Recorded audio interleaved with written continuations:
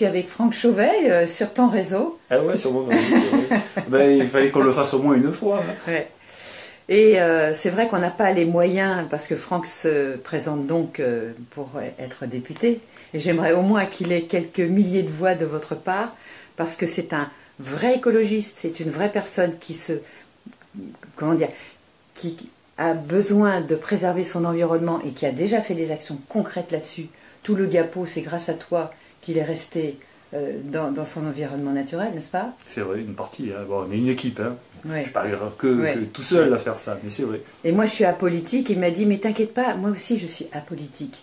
Justement, l'écologie, notre planète, vous avez bien vu tout ce qui se passe en ce moment, mais c'est monstrueux, parce qu'on ne devrait pas avoir le droit de renoncer à tout ce qu'on avait bâti à Paris. On est sur le même bateau. On est dans la même barque. Et s'il y a des gens qui font des trous dans la barque, on va tous couler. Donc moi, l'écologie, ça m'intéresse depuis... C'est quelque chose qui est indispensable pour nos vies. N'oublions pas que nous habitons la nature, que la nature peut très bien se passer de nous, et nous respirons grâce à elle, mais que sans la nature, eh ben, je suis désolée, nous, on ne pourra pas vivre. Donc les grands buildings que les êtres humains font, si jamais l'être humain disparaît de la planète, oh, la nature, elle s'en fout, elle mettra des lianes, et puis ça tombera en poussière, et elle reprendra ses droits. Donc voilà aussi pourquoi je t'ai suivi, aussi pour que notre président, qu'on apprécie, et qui a mis Nicolas Hulot, alors là, moi, je suis ravie qu'il ait fait ça, mais d'un autre côté, on l'attend au tournant, tous, et on espère vraiment qu'il va faire ce qu'il a dit, qu'il aura les moyens de le faire, et si on nous donne des voix, on surveillera que, justement, tout ce programme écologique soit respecté. Il faut que tout ce qui est dit dans ce gouvernement, et tout le monde va se positionner comme ça. C'est-à-dire, je pense que nous veillerons à ce que le gouvernement respecte la parole engagée et les promesses. Voilà. Donc toi, qu'est-ce que tu veux faire? Vraiment, à quoi tu t'engages quand tu vas être député? Vas-y. Ah ben, quand je vais être député, déjà à laisser vivre les Français, déjà, parce qu'ils savent mieux que nous les choses, et ils connaissent mieux les choses souvent que l'État. Hein. L'État doit se recentrer sur le régalien. C'est-à-dire, moi j'estime que l'État doit avoir 4 grandes missions, mais vraiment fondamentales. C'est la sécurité, et on voit aujourd'hui... Moi j'ai vu à Draguignan le maire qui est en train de se battre avec des petits voyous qui, paraît-il, attaquent les vieux sur les marchés. Enfin, c'est scandaleux. C'est scandaleux. Et il paraît que la police n'intervient pas. Enfin, je te le dis, j'ai lu ça sur des... Si c'est la vérité, c'est scandaleux, effectivement. Après, on voit ce qui se passe partout en Europe. Hein. On le voit en Angleterre, on a vu à Paris, on a vu en Allemagne, on a vu à Bruxelles. Et qu'est-ce que tu peux faire concrètement? Moi, je pense qu'en tant qu'élu, on doit mettre la pression quand même sur le gouvernement là-dessus en disant notre défense, elle doit être quand même active. C'est clair. Au lieu de nous prendre sur la route parce qu'on roule à 130 au lieu de 110, il ferait mieux, un petit peu de mieux surveiller nos quartiers. Mais moi, l'idée que tu as raison. Mais là où moi je vais un petit peu plus loin, c'est que je pense qu'on doit faire quelque chose de supplémentaire, c'est-à-dire que nos amis de l'Europe, tous les membres de l'Europe doivent avoir un petit peu mettre la main au porte-monnaie, parce qu'on est un peu les seuls à être sur le théâtre des opérations, les Français. Hein. Je suis désolé, mais chaque fois qu'il y a quelque chose qui se fait en Europe, chaque fois, c'est les Français qui vont. Oui. Et lorsqu'on va défendre le territoire, c'est les Français. Aux armes. Oui, aux armes. On voudrait bien que ce soit l'Europe qui passe aux armes, comme ça. On voudrait bien que ce soit l'Europe qui au moins qui finance. Tu comprends ce que je veux dire? Qui finance. Après, moi je suis plutôt pour une immigration choisie, c'est-à-dire que c'est scandaleux que les gens, l'année passée, j'ai regardé les chiffres, c'est officiellement, plus de 6000 personnes qui se sont noyées en Méditerranée. 6000. Quelle horreur. Donc, là aussi, il faut gérer ça. Je pense que là-dessus, il y a réellement quelque chose. Mais choisis, c'est-à-dire, qu'est-ce que tu fais concrètement? Il faut éduquer il y a de l'éducation, mais il y a surtout arriver à ce qu'on arrive à plus avoir ces flux migratoires incessants, qu'il n'y ait pas d'abord l'appel d'air, c'est-à-dire qu'en disant, on voit les immigrants, quand ils arrivent ici, c'est quoi? Ils pensent qu'ils vont arriver dans un Eldorado. C'est pas le cas, hein. C'est pas le cas, on est bien d'accord. C'est pas le cas. Et puis secondo, aujourd'hui, on s'aperçoit aussi que ces migrants sont des armes. On nous les envoie pour nous les mettre dans les pattes, pour nous ennuyer. Aujourd'hui, il y a des secteurs qui ont été totalement Parce que c'est vrai, moi je suis née en 56, on a vécu ces migrations d'Espagnols, de Portugais, qui se sont complètement assimilés, et on n'avait aucun problème. Tout à fait. Hein? Mais toute diaspora... C'est un problème d'assimilation. C'est ça, il y a l'assimilation, mais là c'est Je massif. viens dans ton pays, j'accepte les règles de ton pays, et j'aime ton pays. On est d'accord. Ça, ce serait génial. Si tu veux, mais c'est ça l'immigration choisie, c'est quand même choisir un petit peu les gens qui arriveraient. Hein, déjà, en disant que c'est déjà pas un Eldorado, ça c'est un premier sens. Après, bien sûr, il y a des gens qui sont très malheureux parce que bon, ils n'ont plus rien, quoi. Notamment, je regardais les chrétiens d'Orient. Ils ne pourront jamais plus s'établir nulle part, donc il faudra bien choisir des gens, des pays qui vont les accueillir. Ça, c'est pour le côté extérieur. Côté intérieur, il y a quand même des zones de non-droit qu'il va falloir quand même dont il va falloir réfléchir aussi. Alors moi, en écologie, au départ, j'avais dit je ne voterai pas pour Macron parce qu'il est pour les gaz de schiste. Ah, oui. Et puis, sa campagne a changé. C'est vrai. Hein, au fur et à mesure. Parce que bon, pour moi, fouiller le sous-sol dans les gaz de schiste, mais c'est de la folie, quoi. On est un petit pays. Ils font ça aux États-Unis, c'est tellement vaste que s'ils polluent des dizaines de milliers d'hectares, s'il n'y a pas d'habitants, ça va. Mais nous, on est un petit pays où il y a des habitants partout. Et on le sait que le fractionnement du sous-sol peut créer des dégâts sur les nappes phréatiques, etc. Apparemment, il a changé de braquet. Il semblerait qu'il ne veuille plus aller vers les gaz de schiste. J'espère que Nicolas, si tu nous entends, Nicolas Hulot, s'il te plaît, n'allons pas faire cette folie, parce que le bien-être, c'est aussi notre environnement. C'est aussi entendre les oiseaux, que les abeilles ne soient pas détruites par tous les pesticides qu'on va mettre sur les terres. La terre se meurt, comme dirait Claude Bourguignon, et nous, on va pas mieux. Donc, c'est fondamental de préserver notre environnement et la biodiversité et la terre qu'on habite. Les produits toxiques doivent être enlevés du moment où ils ont prouvé. On l'a prouvé. Mais c'est bien ce que je dis. Le glyphosate, c'est prouvé, et ils veulent nous en remettre des tartines pour des années. Mais de qui je me fiche? Il y a aussi l'histoire de vider les stocks aussi. Non, c'est un produit toxique. Tu te rends compte? Quand c'est un produit toxique, on ne le met plus sur le marché. On arrête immédiatement. Donc ça, vous ne pouvez pas accepter ça. Non, ça, ça terminé. Nous, on peut vous aider en tout cas, à veiller à ce que on stoppe ces inepties. D'ailleurs, tu as travaillé dans des laboratoires, des grands laboratoires, et tu sais très bien que les labos ne veulent pas forcément notre bien-être et notre santé, plutôt la santé de leur porte-monnaie, non? Ah ben, tout à fait, là tu as raison. J'espère que tu ne vas pas avoir d'ennui à cause de moi. Non, j'en aurais pas. Non, simplement je dis qu'il y a un capitalisme de connivence. C'est-à-dire qu'à un moment donné, il y a des produits qui sont interdits, qui doivent être interdits, ça on le sait, ils doivent être interdits.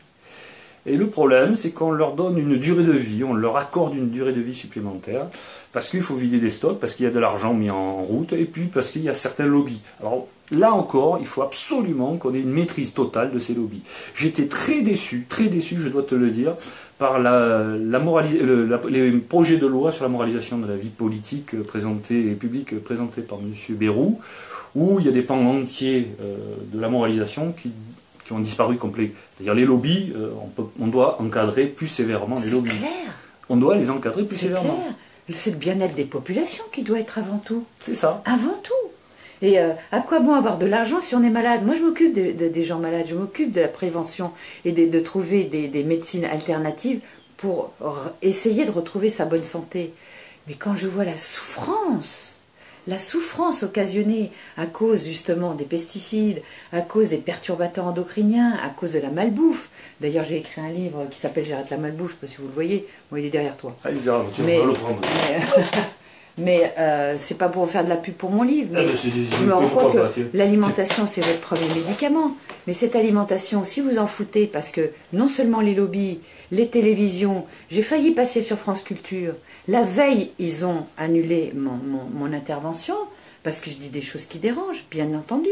Parce que quand on va taper sur les produits laitiers de vache, parce que je vois tellement de grands malades, des autistes, des maladies neurologiques, des maladies inflammatoires, des polyarthrites, etc., qu'on peut soigner en évitant certains aliments. Mais il y a des tels intérêts financiers avec les lobbies des produits laitiers. Et vous savez très bien qu'en Suisse, là, il y a une grosse société que je ne citerai pas, les lobbies du pain. Le pain d'aujourd'hui n'a plus rien à voir avec le pain d'avant. Ils vous mettent des produits dedans en plus. Et plus il y a de gluten, vous croyez que c'est une mode? Pas du tout. Vous allez voir, c'est la prochaine pandémie. Ce gluten qui fait bien coller la pâte, qu'elle soit bien spongieuse, bien aérée, ben elle va coller vos boyaux, elle colle votre sortie d'estomac, ça vous fait fermenter. Enfin, je ne vous fais pas un cours, mais pour passer ces paroles-là, vous passez pour des charlatans quand on parle. Et pourtant, je peux vous dire que j'ai des milliers, avec tous les gens qui en parlent aussi autour de moi, de personnes qui nous font des témoignages de guérison, des témoignages de bien-être, en disant « Ah, ça y est, enfin, j'ai plus de migraine, j'ai perdu du poids, etc. » Donc, que ce soit au niveau de l'alimentation, donc on parle des lobbies, et les lobbies ont une force que nous n'avons pas, puisque Franck a distribué ses tracts à certains endroits, mais il n'a pas pu le faire partout. Moi, j'étais à vélo ce matin, l'Almanar, il avait une affiche qui a été recollée par d'autres, qui ont plus de moyens et plus d'équipes. C'est pas normal. C'est le jeu. C'est pas normal, mais moi, je trouve que c'est dégueulasse. Oui, non, mais bon, c'est un peu le jeu, il faut l'accepter. Ouais, oui, bon. Mais ceci dit, ce que tu dis, qui est très important, notamment sur le pain, les céréales, notamment, moi, il y a quelque chose qui me choque. On nous a menti. Ouais. On nous a menti, et puis ce qui nous choque, c'est que on nous dit, oulala, par notre sécurité, le principe de précaution, on ne va pas distribuer les semences, oulala, parce que les semences c'est dangereux, ça peut, etc. Absolument.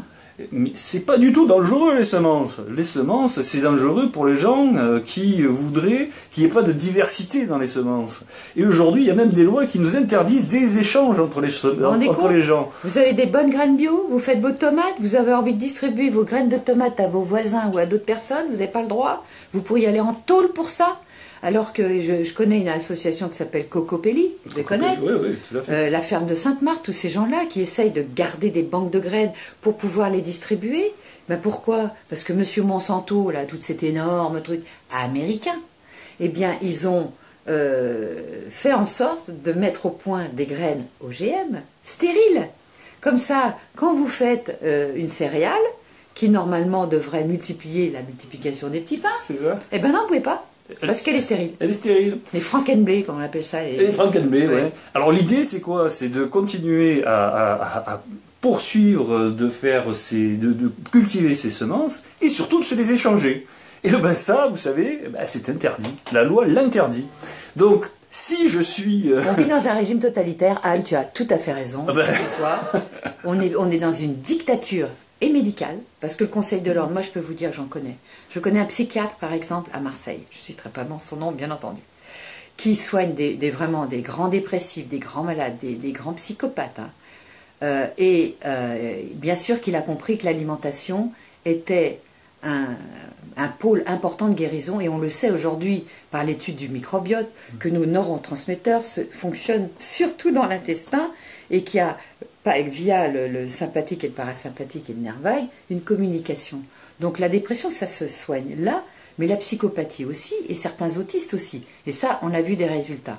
Eh bien, ce psychiatre a été convoqué au Conseil de l'Ordre, et on lui dit, monsieur, on vous demande de faire de la psychiatrie, pas de la nutrition. Sinon, on vous retire on vous raye du Conseil de l'Ordre. Non mais c'est scandaleux. Et le nombre de très bons médecins que je connais dans toute la France qui font de la bonne médecine, c'est ce qu'on appelle la médecine intégrative. C'est-à-dire que je ne suis pas contre certains médicaments, on n'est pas contre la médecine.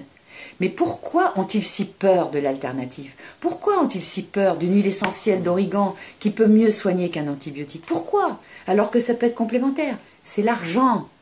C'est le problème des lobbies, les marchés. Ils ont et là en ce moment ils ont une super trouille parce qu'il y a beaucoup de brevets qui sont en train de tomber dans le domaine public, ce qui fait qu'ils sont vite en train d'essayer de trouver d'autres brevets, parce que c'est par les brevets qu'ils gagnent leur fric, vous comprenez?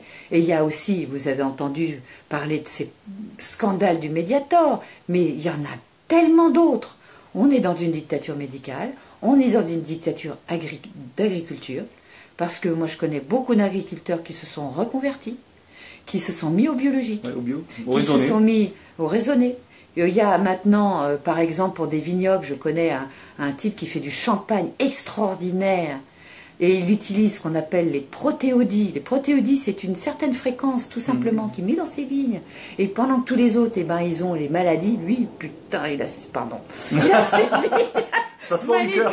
Et son champagne, c'est une merveille. Et il y en a plein comme ça, mais on ne veut pas que vous le sachiez. On va vous faire croire que en mangeant des monocultures, parce que la monoculture, c'est le blé, c'est le maïs, c'est le soja, etc., en nourrissant nos vaches avec du soja, du maïs, alors qu'elles devraient manger que de l'herbe, eh bien, on veut nous faire croire qu'on ne pourrait pas nourrir la planète en faisant de nouveau des maraîchers, de nouveau des agricultures de proximité, des micro-fermes, etc. Eh bien, si, on vous prouve le contraire. Et il y a une ferme qui s'appelle la ferme de Bec et Loin, qui est dans le nord, et qui fait de la permaculture. La permaculture a d'une abondance. Pas l'alimentation, mais la nature est tellement généreuse. Donc arrêtez de croire ce qu'on vous dit, quoi. Et ça, c'est important. C'est-à-dire que, regardez, tout ce qu'on vous dit, hein, moi je vous assure qu'il va falloir que vous permettez d'aller voir un petit peu les revues scientifiques, regardez un petit peu ce qu'ils disent, les vraies revues scientifiques, c'est-à-dire pas les prospectus qu'on vous donne pour vous faire acheter certains produits. Je vous garantis que les semences, comme disait Marion, ce sont des semences des semences, c'est-à-dire ces semences qui n'ont qu'une vie très courte. Les semences que nous voudrions voir arriver sur le marché, ce sont des semences qui font pas des produits très beaux, attention. Par contre, des produits qui ont du goût et qui peuvent aussi se reproduire naturellement. C'est-à-dire que les graines sont faites pour se reproduire. Si vous mettez une graine dans la terre, elle doit pouvoir pousser et faire une autre plante. Ça, c'est le b.a.-ba de l'agriculture. Hein, on a commencé comme ça, en se partageant les semences. Elles s'hybrident naturellement, les semences. Pas besoin d'aller chercher les petites choses pour qu'on puisse avoir ce produit, des produits qui tiennent la route. Et qui tiennent la route nutritivement. Pas qui tiennent la route, parce qu'aujourd'hui, c'est vrai ça, et ça on a un peu oublié de le dire, c'est qu'aujourd'hui, on fabrique des produits non pas pour qu'ils aient meilleur goût, non pas pour qu'ils puissent assurer une santé favorable à l'individu. Non. On utilise des semences pour qu'elles puissent avoir une durée de vie courte, qu'elles puissent faire des gros produits très très très courts, c'est-à-dire dans des périodes très très courtes, avec des délais très très courts pour faire abondamment du produit. C'est-à-dire pour avoir un matériel qui puisse faire de l'argent. Et non vous nourrir. Ça, c'est important. Et là, moi, par exemple, cette année, j'ai fait des petits carrés en potager, là. J'ai mis mes tomates, j'ai ma menthe, mon estragon, parce que j'aime ça, mon basilic. Mais bon, j'ai mis surtout des tomates, et l'année prochaine, je vais commencer à faire d'autres choses. Parce qu'ici, on a les sangliers, donc on essaye de faire des choses pour pas qu'ils viennent. Donc, je les ai protégés, et parce que la terre ici, c'est du béton armé, c'est de l'argile. Il faut de l'eau, hein. Et ben, j'ai mis carrément mes carrés par-dessus, avec de la bonne terre. Oh, elles sont fantastiques, là. Ça commence à pousser, c'est génial. De la terre et de l'eau. Voilà, c'est tout. C'est tout, et de l'amour, là. Tous les jours, je vais les voir. Ça, c'est bien. Donc, bon, ça, on envisageait le côté, c'est le côté de mon programme. Et bon, j'ai un autre côté. Je voulais expliquer un petit peu les dernières fois. C'est un programme qui est beaucoup plus sur la responsabilité de l'individu et la liberté de l'individu, avec le régalien, c'est ce que j'expliquais, hein, c'est-à-dire le côté sécuritaire, le côté équité, ça pour moi c'est super important, l'équité, et le côté maîtrise de la monnaie. Là, avec Marion, parce que je la connais très bien, et puis c'est ma suppléante, on a abordé aujourd'hui le côté plutôt, le côté bio. Ce qui me touche, hein, bien sûr. Et qui me touche à moi aussi, puisqu'on s'est rencontrés comme ça, grâce à un ami commun, hein, qui j'espère qu'il nous regarde, Eric, que je salue. Donc, j'espère on arrivera à faire passer ces lois, et au moins les amender, parce que d'être indépendant, c'est intéressant, parce que moi, je m'engage à vous dire tout. Voilà. Comme on vous dit tout là aujourd'hui, moi, si je suis élu, je vous dis tout. Voilà. C'est très simple. Si on me dit, Monsanto m'a dit, viens me voir, me dit, Monsieur Chauvet, ça serait bien que vous passiez cette loi ou tel amendement. J'écrirai, Monsanto est venu me voir aujourd'hui et m'a demandé, comme je l'ai fait pour les laboratoires à un moment donné, de faire passer telle loi. Mais moi, ce qui m'intéresse, c'est pas Monsanto, c'est pas BASF, c'est pas d'autres sociétés. C'est toi. C'est les individus, c'est vous surtout. Et pourquoi tu fais de la politique là? Parce que finalement, faire de la politique, c'est quand même pas évident. Moi, quand tu m'as demandé de venir, j'ai dit, tu sais, moi j'y connais rien. Hein. Franchement, pourquoi? Parce que d'abord, moi je pense qu'on nous confisque un peu de notre pouvoir. Ça c'est clair. Alors là, Je suis d'accord. Ça, je pense que déjà, entre les médias qui nous racontent un peu ce qu'ils veulent, quelque part... Mais pas un peu, beaucoup. Les médias, je parle, attention, je parle pas des journalistes. Et moi, je fais bien la distinction quand même. Hein. Les médias, la télé, etc., les rédacteurs ils nous font passer certaines choses, certaines informations qui veulent bien, ils nous cachent...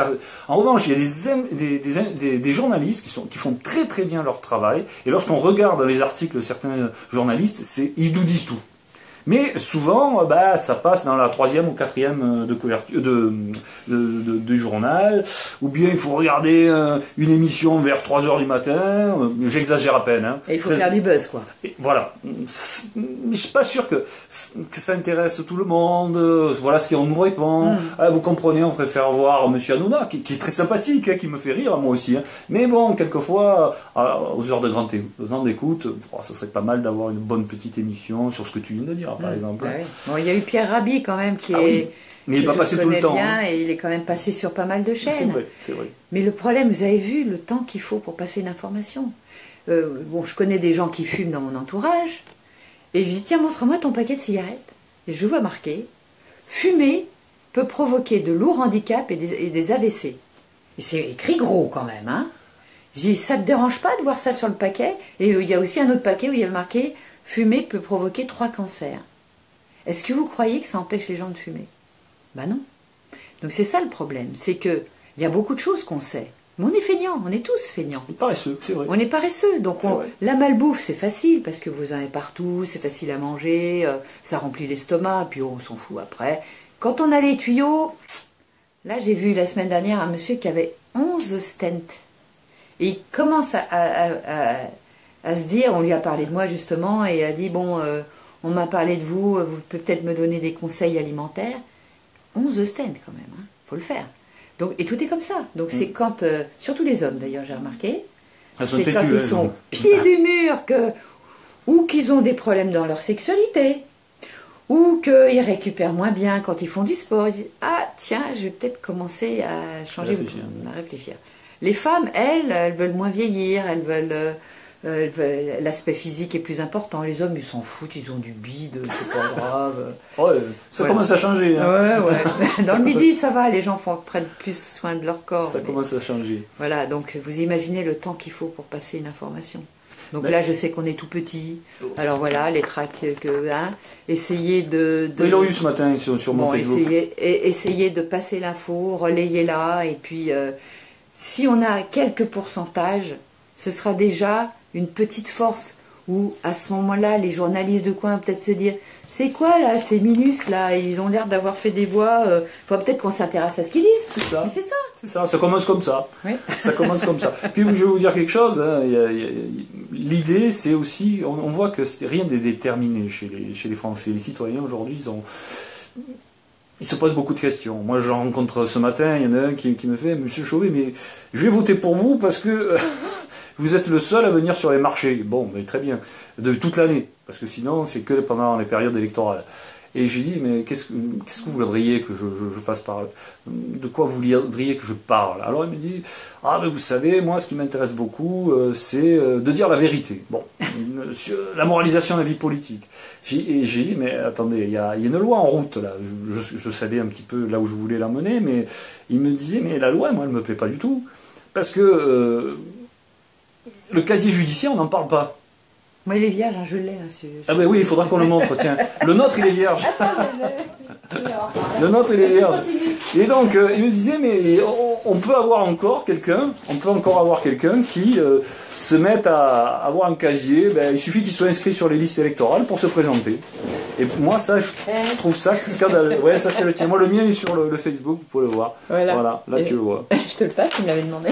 Ouais, bien, merci, je le mets là. Voilà c'est ça direct. Hein. C'est direct. Bon, écoutez. Qu'est-ce qu'ils disent les gens là? Oui, ils partagent, c'est bien. Ils partagent. Mais si vous avez des questions et tout ça, n'hésitez pas. N'hésitez pas, parce qu'on va bientôt arrêter ce direct. Et puis j'espère que vous allez le mordre de rire. Ça c'est Anne. Mais ça, je l'ai publié et je crois que je suis le seul. Et il a moins de 3 mois, hein, je vous le jure. Il est du 12/5/2017. Attends, on voit. Ouais, tu le vois là. Tu le vois. Voilà. Bon, bah, écoutez... Merci de nous avoir écoutés, voilà. relayés, et venez voter dimanche. pour nous. Ben ouais. Pour On va essayer. qu'on puisse sauver un petit peu notre région qui en a besoin quand même. Notre France Bon, qui a un bon président quand même. Moi, je agréablement surprise pour le moment. Hein. Moi, je suis un peu partagé. Voilà, franchement, je suis d'accord sur le fond du programme.